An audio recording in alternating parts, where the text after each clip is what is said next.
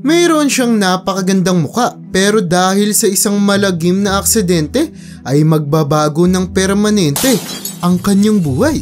Kumusta mga kasaliksik? Para sa marami, ang ating muka ay ang isa sa pinakamahalagang parte ng ating buhay. Pero paano kung dahil sa isang insidente na hindi mo naman ginusto ay biglang magbago ang iyong buhay sa pinakamapait na paraan? Siya ay si Chrissy Stelz, isang sophomore student na sikat sa kanilang paaralan dahil na rin sa kanyang angking ganda. Kilalang kilala si Chrissy lalo na ng mga kalalakihan sa kanilang paaralan. 16 na taon pa lamang si Chrissy nang makilala niya rin ang noong kasintahan niya na si O'Brien. Katulad ng mga normal na teenagers ay madalas magkasiyahan si Chrissy kasama ang kanyang mga kaibigan.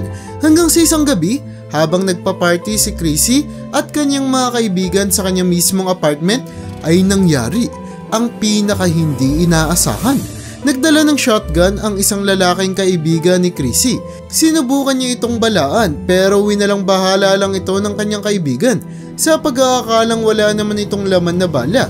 Pero aksidente itong pumutok habang nasa harap niya si Chrissy na mayroon lamang 5 talampakan na layo. Agad nitong nasapul ang harapang mukha ni Chrissy na nagdulot para mawasak ang kanyang mata hanggang sa kanyang ilong. O sa madaling salita ay halos mabura na ang kanyang buong mukha. Hindi nakala ng mga doktor na muli pang magigising si Chrissy dahil sa lahat ng pinsala na kanyang natamo na ikinumpara pa nga nila ito sa kinakatay na hayop. Pero nangyari ang hindi inaasahan. Nagising si Chrissy ngunit wala na siyang mata para makakita at ilong para makaamoy. Dahil na rin sa determinasyon ni Chrissy na muling makabawi sa buhay ay talaga namang literal na hindi siya pumayag na maging hadlang ito para makamit niya ang pangarap niya sa buhay. Dahil isang himala na naman ang ginawa ni Chrissy. Gumraduate lang naman siya ng may napakataas na marka sa kolehiyo. Ang tanging eksplanasyon na binigay niya kung bakit niya nagawa ito ay dahil daw ganun lang talaga siyang klase ng tao.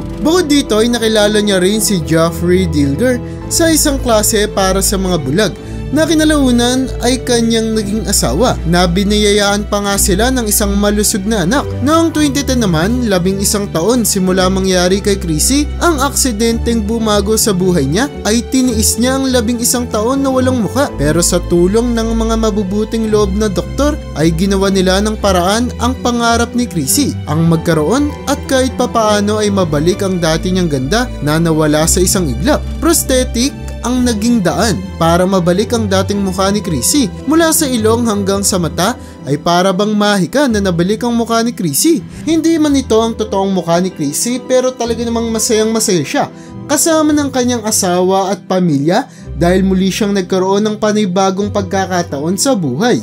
Dahil din dito, sa kauna-unahang pagkakataon ay nakita na rin ng kanyang anak ang totoo niyang mukha. Napakalaki man ang pagbabagong dinanas ni Chrissy sa kanyang buhay at tila ba kinuha na ang lahat sa kanya, ay sa kabila nito ay hindi siya nakitaan ng panghihina. Bagkos ay lalo niya pang pinamalas ang kanyang katatagan at katapangan sa pagharap sa mga hamon sa buhay.